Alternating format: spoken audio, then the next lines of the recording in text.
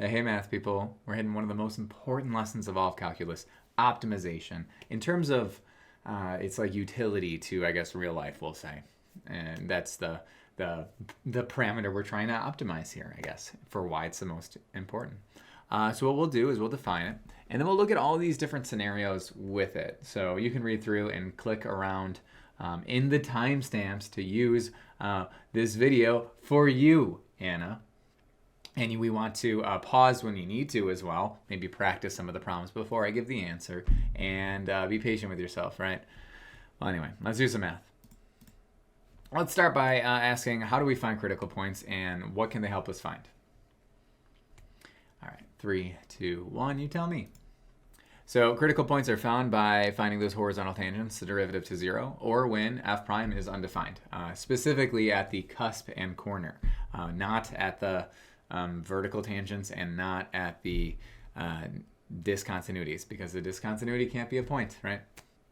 Can't be a critical point because it's not a point. What can they help us find? Graphically, relative extrema. So in the context of optimization, consider how the extrema is generally the most amount of something or the least amount of something. So how we would define optimization is exactly as that. It's a process of utilizing these critical points to find some sort of contextual, so in a context, minimum or maximum, an optimum solution, we're going to call it. So this is, in some ways, how AIs function. It tries to crank out an optimum solution after given some prompt.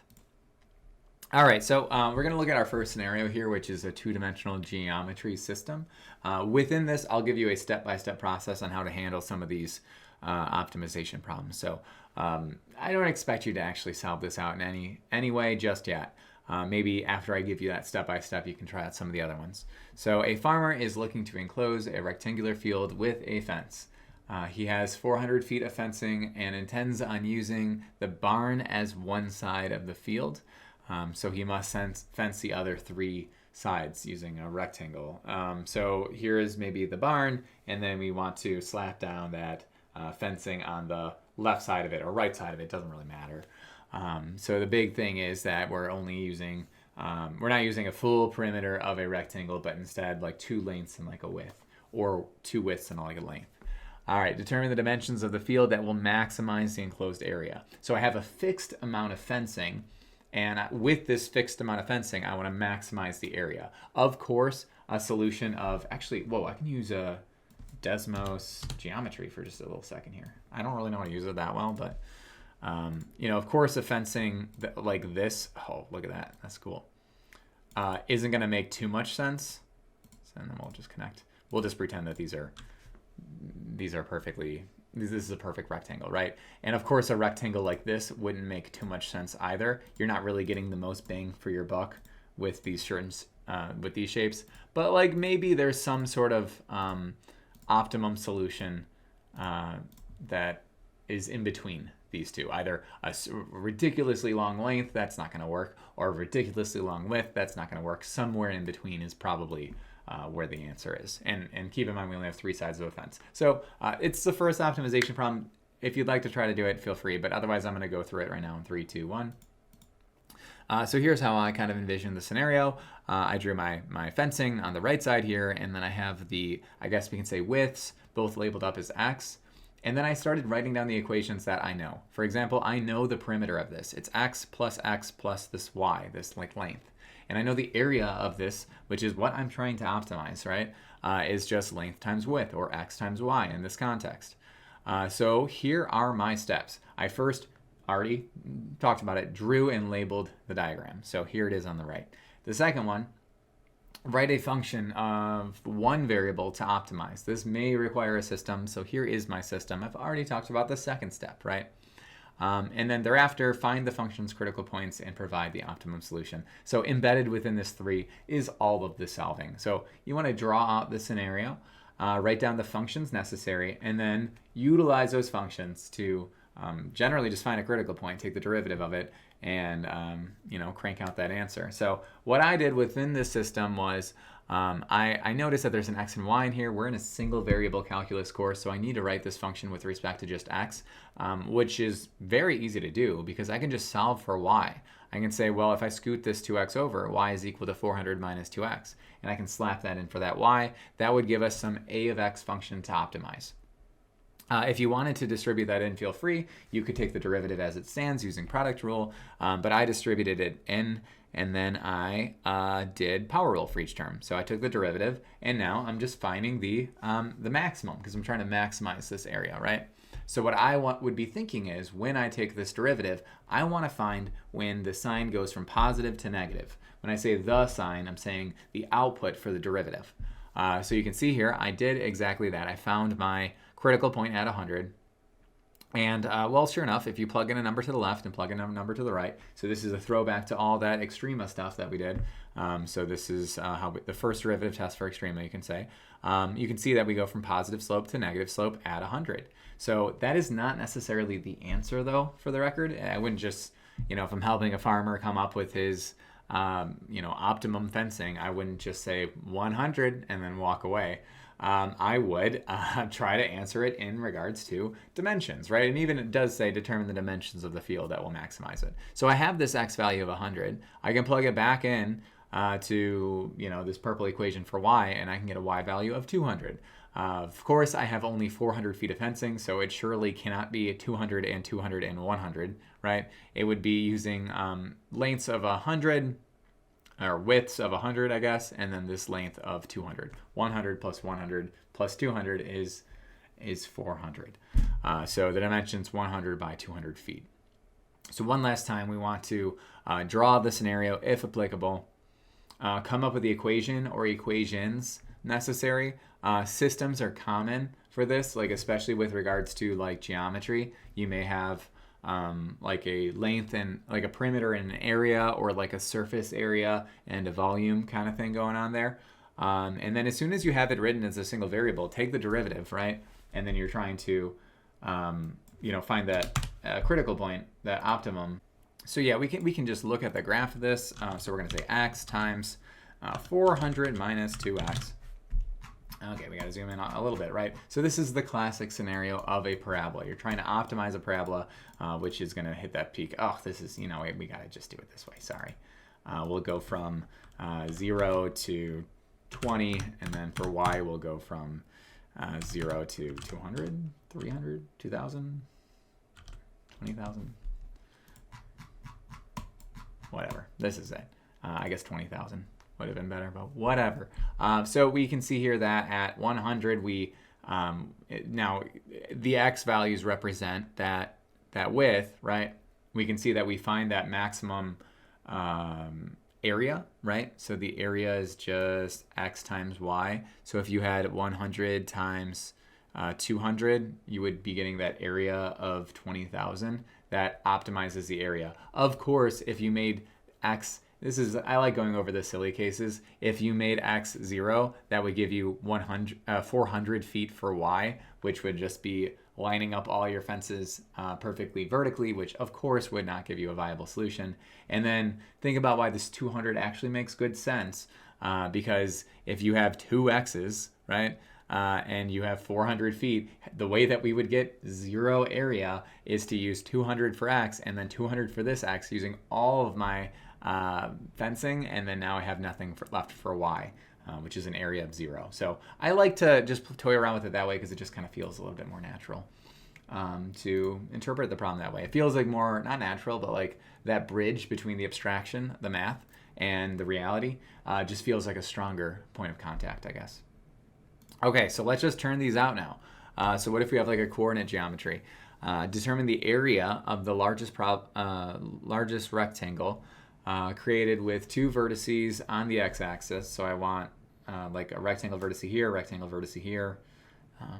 two of them on the x-axis, and two of them on the parabola. So like a rectangle that would look like, say, this would probably not be optimized. That is way too long of a rectangle. A rectangle like this is probably not optimized. That's way too wide of a rectangle. We want something in between, right? That's the whole idea behind this. What would optimize the area of an embedded rectangle? So you want to utilize this equation alongside some sort of area of a rectangle equation. So I'm going to show you the answer to this in 3, 2, 1. In terms of the shape, I just drew an arbitrary rectangle on the inside where, I'm saying that the base has a length of 2x. You have an x here, and then symmetrically an x over here. And then that height is of y. So the area is 2x times y, length times width. So 2x times y. I can just get the fact that y is equal to 16 minus x squared from the equation. So I just slap that in, and I'm trying to optimize this equation right here. That's a cubic function, so we're going to take the derivative of that. I do get a quadratic, and then I get a plus or minus root 16 over 3. The negative clearly will make no sense, right? You can't have a negative area, so we're just going to ignore that. And then we were trying to maximize this. So since we're trying to maximize this area, I want my area to go from positive to negative, which does happen right here. The not the area function, the area derivative function to go positive to negative here at this root 16 over 3. Anyway, that is it. Remember, that's not the answer. It says to determine the area of the largest rectangle. That's my x value. So I'm going to take that root 16 over 3. I'm going to try to figure out that y value from it, which is 32 over 2. And then now I can slap it into the area formula. So it's whatever this expression is. This would be our optimum area. So, you know, where is root 16, square root of 16 all over 3? That's at 2.3-ish. So whatever, I missed the mark by a little bit. So it would be this rectangle right here, which is optimum. So just a little more inside. I was just drawing an arbitrary rectangle just to kind of envision the scenario, right? Arbitrary being, you know, just a random rectangle on the inside. So I was close, right? It was somewhere in between. It was right here-ish. Okay, what about a three-dimensional scenario? So you're trying to build a 500 cubic foot square base open top rectangular aluminum tank. Often projects can save time and money if you use your materials efficiently. So we want to find the dimension of the base and height that will make the tank weigh as little as possible. What feature of this tank are we looking to optimize? So if we're trying to minimize the weight, we're trying to minimize the materials. And if we're trying to minimize the materials, then we want to minimize the surface area. So in this scenario, we have a fixed volume, and we want to minimize the surface area. So keep in mind, within the context of this, we also have an open top. So we have all of these faces. We have these 4 faces, and then we have this base. So think about what that system may look like, and thereafter, make sure you're trying to find a, so for minimum, we want to go from a negative to a positive slope with our, I guess, S prime, our surface area function prime. So those are all my hints. Let's see how you do. 3, 2, 1. All right, so we have that fixed volume. We know the volume of a rectangular prism is length times width times height. So it's going to be x times y, which is x squared times y.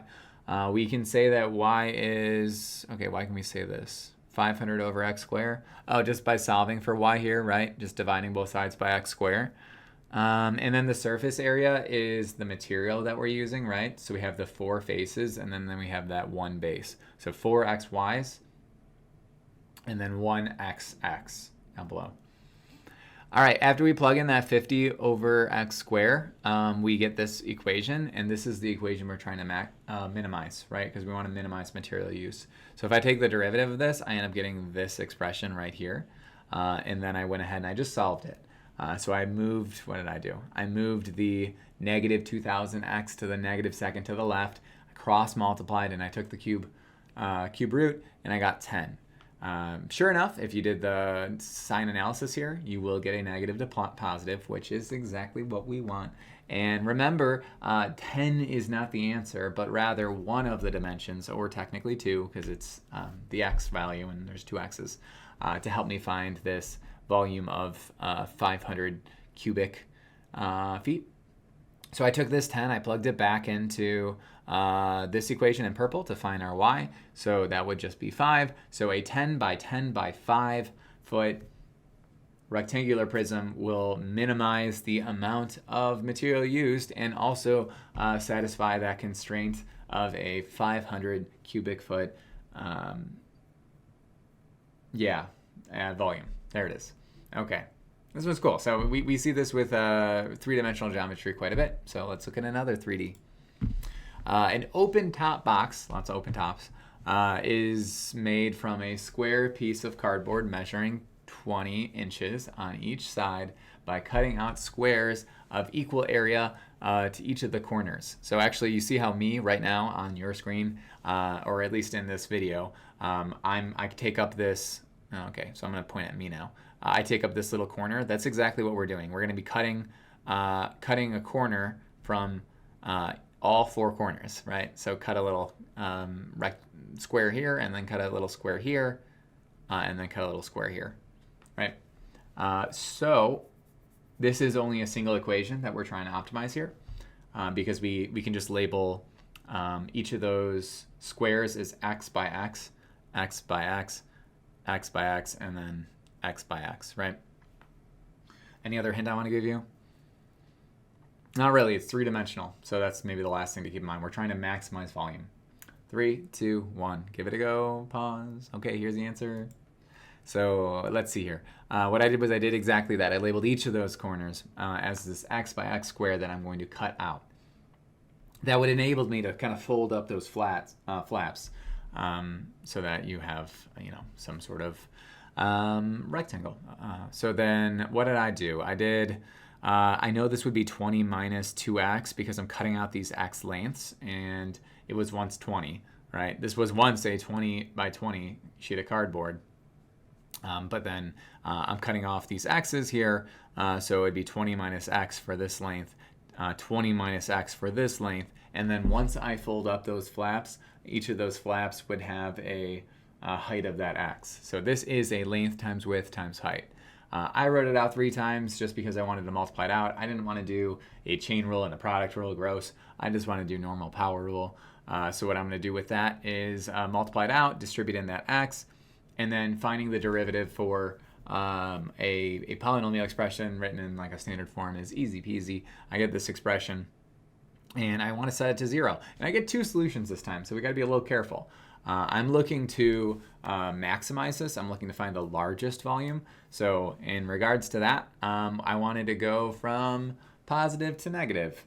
So you can see here within this sign chart for V prime, I actually go from negative to positive at 10, which should make sense, actually. That should make sense.